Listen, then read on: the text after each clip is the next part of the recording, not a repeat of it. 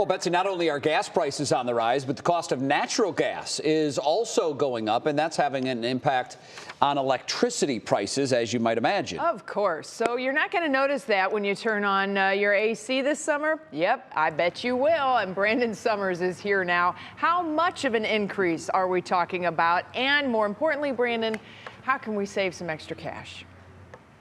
Yeah, everybody wants to save a little cash. Right now, it seems like none of us can catch a break. As you said, temperatures are on the rise. It feels great out here. People are going to want to turn on those air conditioning units, but you want to make sure that when you do, it doesn't drain your wallet in the process. Now, FirstEnergy just told us today that they filed for an update to update their price to compare costs for electricity with the Public Utilities Commission. Now, those new rates will go into effect June 1st and will add on average $3 a month to a customer's electric bill. Now, that doesn't sound like much, but the high prices on everything are really starting to add up, and obviously the warmer it gets, the more you want to use the AC. Now, the more that cost goes up, setting the thermostat warmer will actually help you out. The easy answer is to keep it at about 78 degrees. That's the recommendation, but maintenance is also a key factor.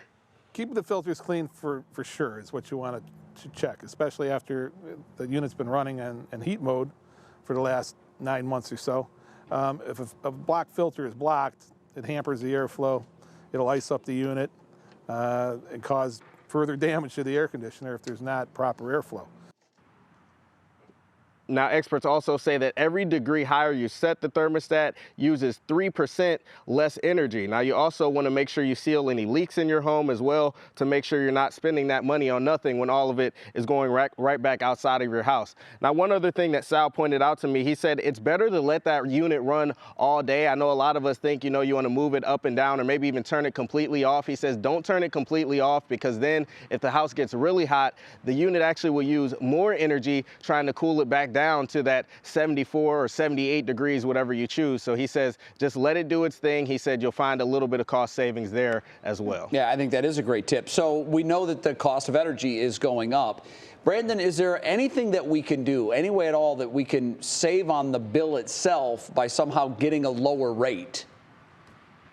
Yeah, there are some things you can do. It's definitely possible to save on that bill. And the one thing you want to do is try to find a cheaper supplier. Here in Ohio, that's something you're allowed to do. So if you look at your electric bill, you'll see what's called the price to compare. That's how much you're paying per kilowatt hour. Now, if you go to energychoice.ohio.gov, you can use that website to find a lower supplier rate using an apples-to-apples comparison tool. Now, you can find savings there, but you also have to be careful and make sure you know the terms of the deal that you find. You want to stay away from variable rates, and you also want to stay away from some long-term contracts. Some of those include some extra fees. Now, there is a good chance for savings, though, if you do find a new supplier that's very good. I checked today, didn't even know it, but I found I can save myself about $100 a year by switching, but you have to be careful, make sure it's a good deal for you. One other thing just to warn people about, too, don't fall for those people who come to your door, knocking on the door, offering you better rates, because sometimes those deals are short-lived and you end up paying more money in the long run. And never hand over your electric bill, because if they get your account number, sometimes